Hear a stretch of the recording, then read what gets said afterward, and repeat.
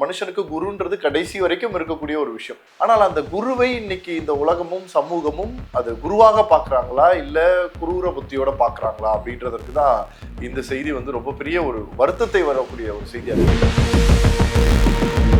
So இவன் வந்து ஸ்கூல்லையே அடங்காதது, ரொம்ப தேவையில்லாத விஷயங்கள் பண்ணுறது, பசங்களை வந்து மேனிப்புலேட் பண்ணுறது, தன்னை ரவுடியாக பாதிச்சு கொள்வது, மற்றவங்களை வந்து மரியாதை இல்லாமல் பேசுறது, ஆசிரியர்களை அவமதிப்பது, இதெல்லாம் ஒரு பையன் பண்ணுறான்னா நீங்கள் உஷாராக இருக்கும். ஆனால் அந்த பையன் ஸ்கூலில் படிக்கிற வரைக்கும் இருக்கிறதுல இந்த பையனை 25 வயசு பொண்ணை பார்க்கும்போது அந்த பொண்ணை ஆசிரியரை பார்க்கறதை தாண்டி ஒரு மாதிரி தவறான கண்ணோட்டங்கள்ல அந்த பொண்ணோட வந்து யோசிக்க ஆரம்பிக்கிறான். கிட்டத்தட்ட காதல்ன்றது அவனோட பாஷையிலேருந்து அவன் சொல்லிக்கிறான். இன்னைக்கு காதலுக்கு அர்த்தம் தெரியாத காதலாக இருக்கு. நம்மளால யூகிக்கவே முடியாத வாழ்க்கை ஜர்னியை பாருங்க. ஒரு 9th ஸ்டாண்டர்ட் பையனுக்கு என்ன தெரிஞ்சிருக்கும்? ஸ்கூல் டிரான்ஸ்ஃபர் ஆகிறான், 12th வரான், ஒரு க்ரஷ்ன்ற ஒரு மைண்ட் செட்குள்ளே வச்சுக்கிட்டு அது நடக்கலைன்னா என்ன வேணா செய்யலாம். அப்போ நீ ஒரு ஆசிரியரே ஒரு மாணவனால ஏதாவது இந்த அளவுக்கு யோசிக்க முடியும்னா, அப்போ சக தோழிகளும் நம்ம கூட படிக்கக்கூடிய பசங்களும் இன்னைக்கு எப்படி யோசிச்சுட்டு இருக்காங்கன்னு பாருங்க. இதை படிக்கணும், இதை செய்யணும், இதை எழுதணும் அப்படின்னு சொன்னால் நான் எவ்வளோ பெரிய ஆள் தெரியுமா, எனக்கு எவ்வளோ ஃபாலோவர்ஸ் இருக்காங்க தெரியுமா, நீங்கள் ஏதாவது சொன்னால் நான் தப்பாக உங்களை பற்றி போடுவேன். முதல்ல இந்த பிரச்சனைகள் துவங்குறது தாய் தந்தையர்கிட்ட.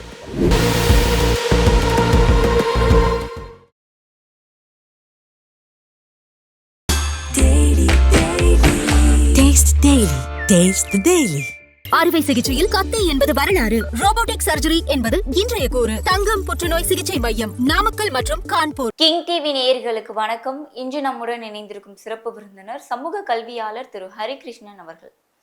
சார் வணக்கம். சார் வணக்கம். சார், மத்திய பிரதேசம்ல டீச்சர் தன்னை காதலிக்கல அப்படின்னு சொல்லி ஒரு மாணவர் பெட்ரோலை ஊத்தி எரிச்சிருக்காரு. இந்த சம்பவம் அதிர்ச்சியை ஏற்படுத்தியிருக்கு. இந்த சம்பவத்துல என்ன நடந்துச்சு அப்படின்றத பத்தி சொல்லுங்க. இந்த மாதிரி சம்பவங்கள் நடக்கும்போது தான் இன்னைக்கு ஸ்கூல் படிக்கக்கூடிய பசங்களே எந்த அளவுக்கு வந்து வன்முறைக்குள்ளேயும் தவறான போக்குகளையும் இருக்காங்க அப்படின்றத வந்து உணர முடியுது.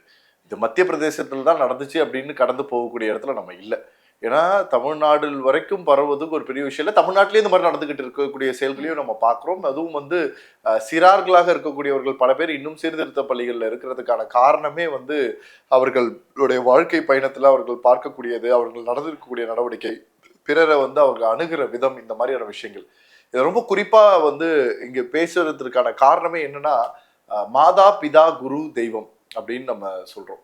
ஸோ தாய் தந்தையருக்கு அப்புறமா வந்து பார்த்தீங்கன்னா குரு, அதாவது கடவுளுக்கும் முன்னாடி தாய் தந்தையருக்கு பின்னாடி நம்ம முக்கியமாக சொல்லக்கூடியது வந்து ஆசிரியர்கள் தான் நம்ம குருன்னு சொல்கிறோம்.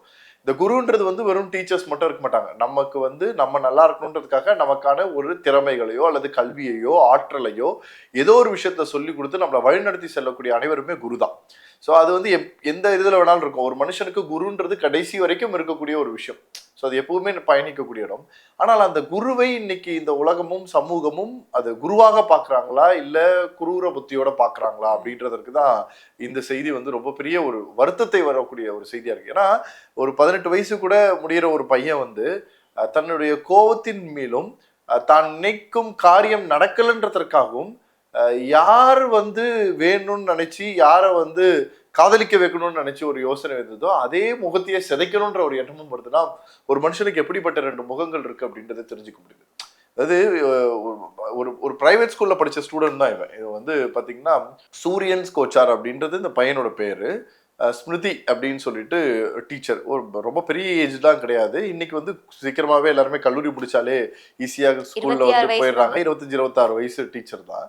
ஸோ இவன் வந்து 9th ஸ்டாண்டர்ட் வரைக்கும் ஒரு ப்ரைவேட் ஸ்கூலில் தான் படிக்கிறான். அந்த ப்ரைவேட் ஸ்கூலில் படிக்கும் போது ஒர்க் பண்ண டீச்சர் தான் இவங்களும். ஸோ இவன் வந்து ஸ்கூல்லையே அடங்காதது, ரொம்ப தேவையில்லாத விஷயங்கள் பண்ணுறது, பசங்களை வந்து மேனிப்புலேட் பண்ணுறது, தன்னை ரவுடியாக பாதிச்சு கொள்வது, மற்றவங்களை வந்து மரியாதை இல்லாமல் பேசுறது, ஆசிரியர்களை அவமதிப்பது, அப்புறம் படிக்காமல் இருக்குதுன்னு பல விஷயங்கள் அவன் பண்ணுறான். இதெல்லாம் ஒரு பையன் பண்ணுறான்னா நீங்கள் உஷாராக இருக்கணும். இன்னைக்கு இருக்கிறவங்கள இன்னைக்கு நீங்க அதை பாக்குறீங்கன்னா உங்க பையன் இந்த மாதிரியான விஷயங்கள் எங்கேயாவது ஒரு இடத்துல இருக்குன்னா அவனை நீங்க மாற்ற வேண்டிய ஒரு சூழ்நிலையில இருக்கீங்க. நீங்க அப்புறம் அதே போக்குல நீங்க விடவே கூடாது. அந்த பள்ளியில அந்த அந்த அட்மினிஸ்ட்ரேஷனே சேர்த்து இந்த பையனை வெளில அமைச்சிருக்காங்க. டிசி கொடுத்து நீ வெளியில போயிடு அப்படின்னு சொல்லி அந்த பையனை வெளில அமைச்சிருக்காங்க. ஆனால் அந்த பையன் ஸ்கூலில் படிக்கிற வரைக்கும் இருக்கிறதுல இந்த பையனை 25 வயசு பொண்ணை பார்க்கும்போது அந்த பொண்ணை ஆசிரியரை பார்க்கறதை தாண்டி ஒரு மாதிரி தவறான கண்ணோட்டங்கள்ல அந்த பொண்ணோட வந்து யோசிக்க ஆரம்பிக்கிறான். கிட்டத்தட்ட காதல்ன்றது அவனோட பாஷையிலேருந்து அவன் சொல்லிக்கிறான். இன்னைக்கு காதலுக்கு அர்த்தம் தெரியாத காதலாக இருக்கு. இந்த உலகம் பிறந்ததிலிருந்து முதல்ல வந்தது காதல் தான். கல்யாணமே அப்புறம் தான் வந்துச்சு. நம்ம பேசுறோம் இன்னைக்கு திருமணம்ன்றதெல்லாம் வந்து இன்னைக்கு ஜாதி கொடுமை அது இது நம்ம பேசுறோம். காதல் இல்லாத உலகம் ஸ்டார்ட் ஆகல. அந்த உலகத்துல இருந்து ஆரம்பிச்ச காதலின் மறுபடியும் தான் திருமணமாகவே இருந்தது. இன்னைக்கு திருமணமான வாழ்க்கையில காதல்னு ஒண்ணு இருக்கான்றது தேட வேண்டியதா இருக்கு. காதல் வாழ்க்கையில வந்து திருமணமானவங்க காதல் நிச்சயிட்டே தான் இருக்காங்களான்றது தேட வேண்டிய சூழ்நிலைக்கு போயிட்டு இன்னைக்கு காதலை விரோதியா பாக்குறோம். காதல் பண்றது ஒரு பெரிய பாவம்ன்றதுன்ட்டு. ஆனா அது யாரு எங்க பண்றோம், எந்த வயசுல பண்றோம், ஏது செய்யறோம்ன்றது ரொம்ப முக்கியம். நீ என்ன நீ உனக்கான கல்வி அறிவை எடுத்துக்கிட்டு வாழ்க்கையில சாதிச்சுட்டு நீ சரியா அடைய வேண்டிய உயரங்களுக்கு கரெக்டா போய் அடைஞ்சிட்டு அதுக்கப்புறம் உனக்கான நேரம் வரும்போது இந்த சரியான காதலை எடுத்துக்கிட்டு அதற்கப்புறமா அந்த காதலை கடைசி வரைனா நீங்க இன்னைக்கு 80 வயசு தாத்தாவும் பாட்டியும் சந்தோஷமா சிரிச்சுட்டு கையை பிடிச்சிட்டே போறத பாக்குறதா அதோட வாழ்க்கையோட இது இருக்கிற எல்லா பிரச்சனையும் சமாளிச்சு. அப்ப அந்த மாதிரி இருக்கிறத தாண்டி தன்னையோட வயசுல அதிகமா இருக்கக்கூடிய குருவாக பார்க்கக்கூடிய ஒருத்தரை தவறான கண்ணோட்டத்துல பார்த்து வர்றதுக்கு பேர் காதல் கிடையாது. அது காதலே கிடையாது. அது வந்து அவர் நம்ம சொல்லக்கூடியாத வார்த்தைகள் தான் இன்னைக்கு எல்லாம் பேசணும்னு சொல்லணும்னா. அப்ப அந்த மாதிரி ஒரு எண்ணத்தோட பழகுறான். பிளஸ் இது இருந்தது அப்பயே தெரிஞ்சு இந்த டீச்சர் கண்டிச்சு விடுறாங்க. ஸ்கூல்ல இருந்து டிசி கொடுத்து அனுப்புறாங்க. ஒரு கவர்மெண்ட் ஸ்கூல்ல போய் சேர்றான். கவர்மெண்ட் ஸ்கூல்ல போய் சேர்ந்தா கூட அவன் திருப்பி அந்த டீச்சரை யோசிக்கிறது, அந்த டீச்சரோட பேசுறது, பழகுறதுன்ற அந்த இதுவை வந்து ட்ரை பண்ணிட்டே இருக்கான். அவங்களும் ரொம்ப ஸ்ட்ரிக்டாகவும் நிறைய விஷயங்களும் நீ பண்றது சரி கிடையாது, தவறுன்றத சொல்லிக்கிட்டே இருக்காங்க. இப்போ நம்ம ஆகஸ்ட் 15 சுதந்திர நாள் நடந்தது வந்து அன்னைக்கு அவங்களோட அந்த ஸ்கூல்ல ஒரு ப்ரோக்ராம் ஃபங்க்ஷன் நடந்திருக்கு. இவங்க வந்து ஒரு சாரி கட்டிட்டு போயிருக்காங்க. அந்த ஃபங்க்ஷன்ஸ் முடிச்சுட்டு வரக்கூடிய அந்த ஆசிரியரை பார்த்து அவங்க பேச முற்பட்டது மட்டும் இல்லாமல் தவறான வார்த்தைகளிலும் பேச முயற்சிருக்காங்க. இது கிட்டத்தட்ட ஈவ்டீசிங் தான் நம்ம சொல்லுவோம். ஸோ ஈவ்டீசிங் பண்ணக்கூடிய அந்த முறைகளில் அந்த தவறான வார்த்தைகளை பயன்படுத்தி அதை வர்ணிக்கக்கூடிய லெவலில் ஒரு மாதிரி கொடூரமாக பேசியிருக்கான். பேசிட்டு அதில் அவங்க ரொம்ப பயங்கர ஆக்ரோஷம் அடைந்து கோபப்பட்டு திட்டினது மட்டும் இல்லாமல் இப்போ கடைசியாக அந்த பையன் படிச்சுட்டு இருக்கக்கூடிய அந்த ஸ்கூலில் இருக்கக்கூடிய தலைமை ஆசிரியை சந்திச்சு இது சொல்லியிருக்கான். இதனால ஒரு பிரச்சனை அனுபவிச்சிருக்கு. ஸோ இந்த கோவத்தை மனசுக்குள்ளேயே வச்சிருந்த அந்த கோவத்தை எப்படி காட்டுறதுன்னு தெரியாம அந்த டீச்சர் வீட்டில் இருக்கக்கூடிய அந்த நேரங்கள்லாம் பார்த்து ஸ்மிருதி அவங்கள வந்து பெட்ரோலை ஊற்றி அவனை வந்து கொலை செய்ய முயற்சி செய்து எரித்திருக்கான். நம்மளால யூகிக்கவே முடியாத வாழ்க்கை ஜேர்னியை பாருங்க. ஒரு 9th ஸ்டாண்டர்ட் பையனுக்கு என்ன தெரிஞ்சிருக்கும், ஸ்கூல் டிரான்ஸ்ஃபர் ஆகிறான், 12th வரான், ஒரு க்ரஷ்ன்ற ஒரு மைண்ட் செட்குள்ள வச்சுக்கிட்டு அது நடக்கலைன்னா என்ன வேணா செய்யலாம்.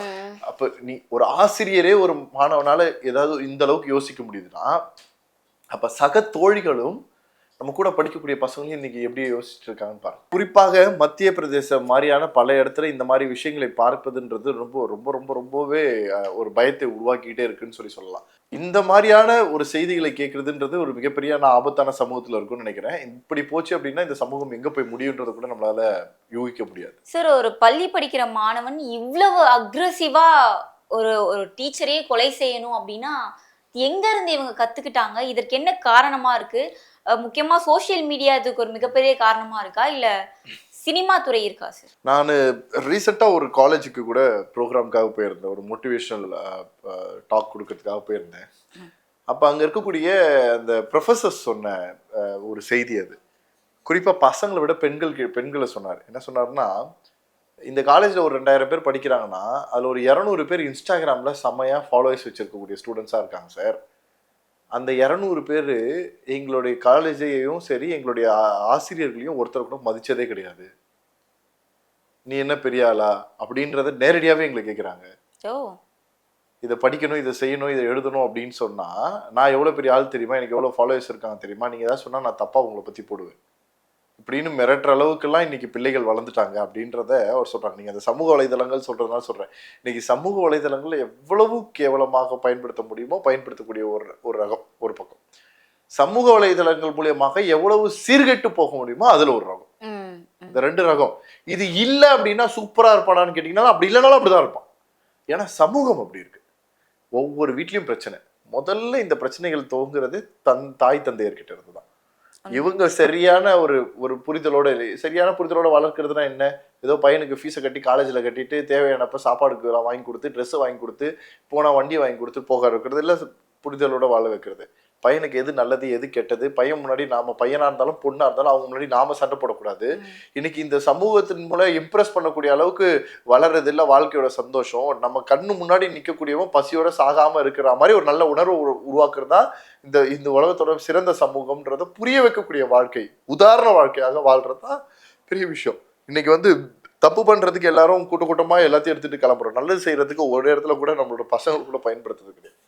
அந்த எக்ஸ்பீரியன்சஸ் தான் கிரியேட் பண்ணும். அதை பண்ணாமலே இந்த சமூகம் வந்து நிறைய பேரை இழுத்து உள்ள ஃபுல்லா தள்ளிடுச்சு. ஸோ அதுக்கு வந்து ஒரு எடுத்துக்காட்டு தான் இதை சொல்றோம். ரெண்டாவது அந்த அவர்கள் கூட சேரக்கூடிய நட்பு வட்டாரம். யாரை நீங்க ஃப்ரெண்ட்ஸா சூஸ் பண்றீங்க, யார் மூலியமா பயணிக்கிறீங்க, யார் கூட பயணிக்கிறீங்க, என்ன படிக்கிறீங்க, என்ன செய்றீங்கன்றதை பொறுத்து இருக்கு. ஃபர்ஸ்ட் ரேங்க் எடுக்கிற பையனோட போனீங்கன்னா படிக்கணும்ன்றதை தவிர வேற எதுவும் தோணாது. சேட்டை பண்ற பையனோட போனீங்கன்னா சேட்டை பண்றதை தவிர எதுவும் போனாது. தவறான பாதையில போனா தவறான பாதை. இன்னைக்கு எத்தனை பேரோட வீடுகள்ல ஒரு மொபைல் போன் எடுத்துக்கிட்டு கேம் ஆன் பண்ணிக்கிட்டு ஆன்லைன் மூலியமா கனெக்ட் பண்ணி அவன் அங்கிருந்து சொல்றான், இவன் இங்க இருந்து சொல்றான். முக்காவாசி நடக்குது சார். முழுக்கவே அதான் நடக்குது. இல்லாதவனையும் டைவர்ட் பண்ணி கொண்டு வரீங்க. எங்க இருந்து இந்த கலாச்சாரம் வந்தது? யார் சொல்லி கொடுத்தா முதல்ல இந்த கலாச்சாரத்துல யார் என்ன பண்றதுன்றது? ஒருத்தர் சுட்டு ஒருத்தர் செத்து போய் அதை பார்த்து நீ ஜெயிக்கணும், அப்படி ஒரு வெற்றி அடைகிற ஒரு விளையாட்டு கூட தேவையில்லைன்ற நான். விளையாட்டு அப்படின்றது வந்து வெற்றிகளை நிர்ணயிப்பதற்காக அது கிடையாது. உன்கிட்ட இருக்கக்கூடிய தகுதியை நிர்ணயிக்கக்கூடியது. அது ஒவ்வொரு நாளும் அந்த தகுதியை நீ மெருகேற்றிக்கிட்டே கொண்டு போல அப்படின்னா உன்னைய தாண்டி இன்னொருத்தன் வந்துட்டு தான் இருப்பான். அப்படிதான் அது இருக்கணுமே தவிர, ஒரு ஓட்டப்பந்தயத்துல ஓடுறோம் அப்படின்னா உன்னை மட்டுமே முழுசாக நினைச்சு உன்னால என்ன எஃபர்ட் கொடுக்க முடியும் குடிச்சு ஜெயிக்கிறதா ஃபர்ஸ்ட் வின் பண்றது. போற போக்குல எனக்கு பின்னாடி ஒருத்தன் ஓடிக்கிட்டு இருக்கான், அப்படியே போற போக்குல அவன் காலம் வச்சு கீழே தள்ளிட்டு போய் ஓடி ஜெயிக்கலான்றது அதுக்கு பேர் வெற்றி கிடையாது. நாளைக்கு உன்னையே ஒருத்தன் தள்ளிட்டு போவான். ஆரம்பிச்ச உனக்கே இது சுத்திட்டு வந்து உங்ககிட்ட வந்து நிற்கும். இது புரிஞ்சுக்க மாட்டாங்க. இன்னைக்கு இந்த சமூகம் 12ஆம் வகுப்பு முடிச்சு நீ கல்லூரி வாழ்க்கையை முடிச்சு ஒரு டிகிரியை கையில வாங்கினா கூட உன்னை கேவலமா தான் பார்க்கும்.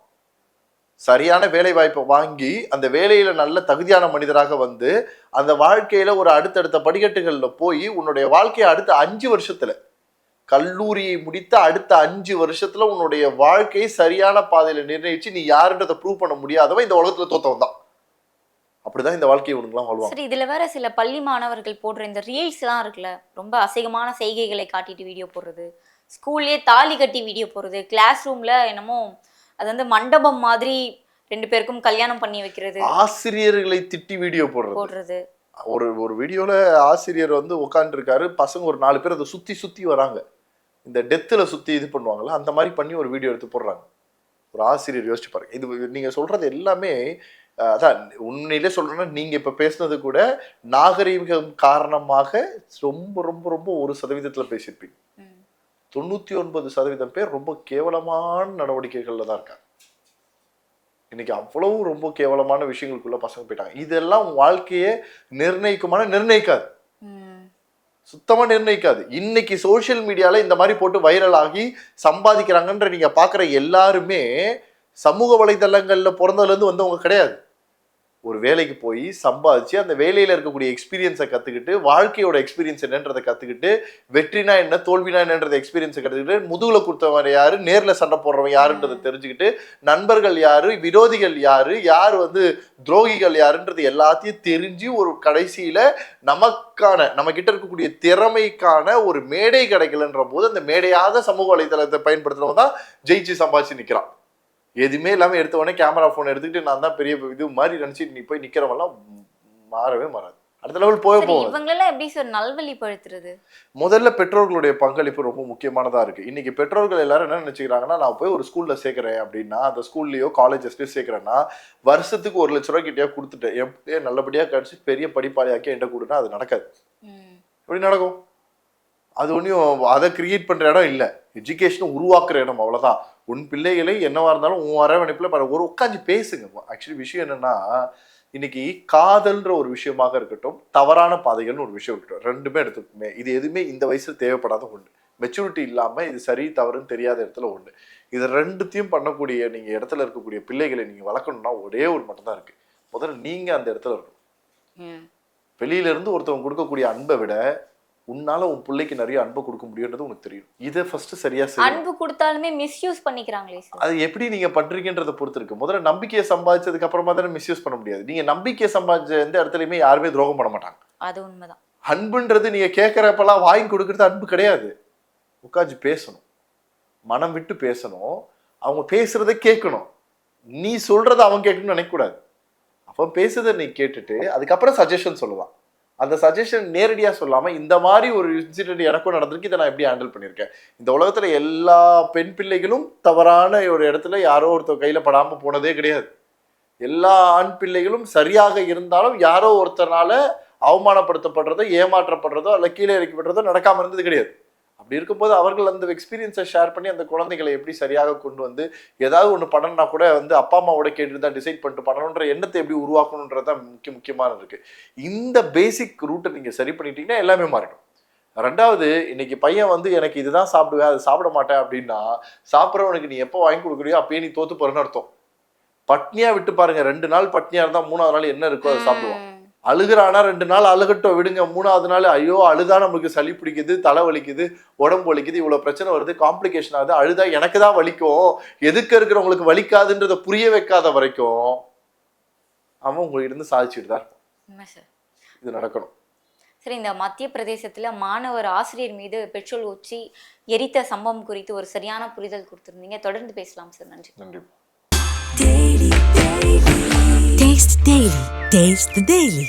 அறுவை சிகிச்சையில் கத்தை என்பது வரலாறு, ரோபோட்டிக் சர்ஜரி என்பது இன்றைய கூறு. தங்கம் புற்றுநோய் சிகிச்சை மையம், நாமக்கல் மற்றும் கான்பூர்.